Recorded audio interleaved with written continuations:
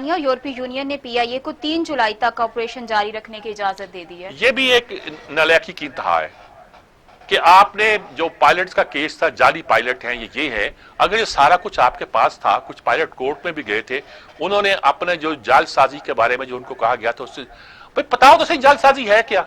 مشکوک کیوں ہے؟ آپ نے انٹرنیشنل کہہ دیا، ویتنام اور اس طرف کی لائن نے آپ کے پائلٹ گراؤنڈ کر دیے، پاکستانی پائلٹ وہاں نوکری کر رہے تھے، گراؤنڈ کر دیے۔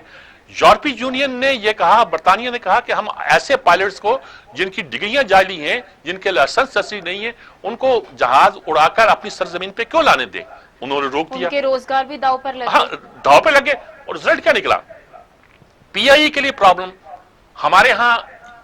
فلائٹ جو چل رہی تھی ایمرجنسی میں، ہم لوگوں کو لے جانا چاہ رہے تھے، اس کے لیے 2 دن کی اجازت حکومت پاکستان وزارت خارجہ نے مانگی، یعنی سرکاری سطح پر جا کر کہ ان بیوقوفوں کو اڑانے دیں، کوئی حرج نہیں ہے۔ اور عمران خان کہتے ہیں کہ اگر جہاز سازی ان کی سندھ جعلی ہے تو مجھے کہنا، اور بھائی وہ کہتے ہیں، پی آئی والے کہتے ہیں ہمیں پتہ ہی نہیں ہے لسٹ کیا ہے، وہ کہتے ہیں کچھ مر چکے ہیں،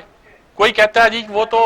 جن پائلٹوں کا آپ ذکر کر رہے ہیں وہ تو اب پی آئی میں ہے ہی نہیں، یا کسی اور جگہ بھی نہیں ہے۔ آپ اس بات کو یہ کہتے ہیں کہ ہم سارے پائلٹس کی، سارے سٹاف کی ڈگریاں بھی چیک کر رہے ہیں، ان کے لائسنس بھی چیک کر رہے ہیں، کہیں اس میں تو خرابی نہیں ہے، اور بات کو کر کے آپ جیسے ڈپارٹمنٹل طور پر ایک انکوائری تھی کر کے آپ نے ان کو دباؤ۔ اب اس کا مطلب آپ اونے پانے پی آئی کو بیچیں گے نا، اگر یہ شہرت بن جائے گی تو بیچنے کے علاوہ کوئی راستہ نہیں ہوگا، اور پھر اونے پانے بیچیں گے آپ، اور کیا کریں گے آپ؟ تو یہ تو ایک نااہلی ہے اور کچھ نہیں ہے یار، نااہلی ہے اور حکمرانوں کی نااہلی ہے، چاہے وزیر کی ہو، چاہے وزیر اعظم کی ہو، چاہے کسی کی ہو،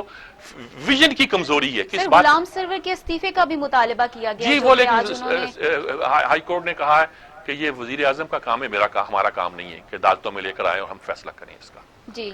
صحیح۔ سر اگلی سٹوری پر بات کر لیتے ہیں کہ کرونا وائرس میں پہلے فیز میں بند ہونے والے جو لاہور کے 61 علاقے تھے وہ اب کھول دیے گئے ہیں، اس پر آپ کیا کہیں گے؟ ہاں، مطلب کہ رزلٹ تو بہتر آئے تھے، ہم خود اس علاقے میں تھے جس میں